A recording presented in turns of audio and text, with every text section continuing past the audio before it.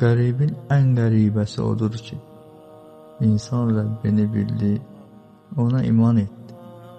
Onun eşidib, bilən olduğunu bildi, amma günahları rahat etdi. Bax o necə iman etdi.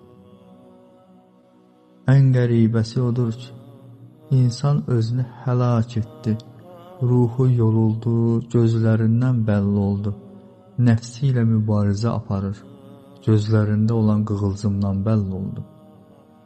Özünü qurban verdi günahlara, ruhu əldən düşdü, özünü qoca hiss edir artıq cavan olan bir insan.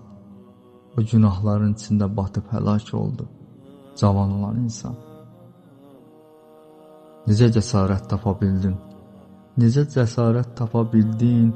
Rəbbinin görən, bilən olduğu halda, onun ərşinin altında ona qarşı asi olmağı, necə günahlar rahat edə bildin? Haqqı bildin, susdun, cəsarətli oldun boş sözlərə, eyiblərə, günahlara, haqqı deməyə qorxdun. Necə buna təslim oldun ey insan? Qəribədən də qəribəsi budur ki, o Rəbbini bilə-bilə inkar etməyə doğru getdi, Allaha qarşı nankor oldu, Rəbbini tərk etdi. Necə də sən mərhəmətsiz olarsan insan, səni yaradana qarşı qəddar olarsan insan, özünü həlak edirsən, iblisə yer verən dünyaya bağlanıb, özünü yorursan, nə üçün Rəbbinə qarşı dönmürsən insan?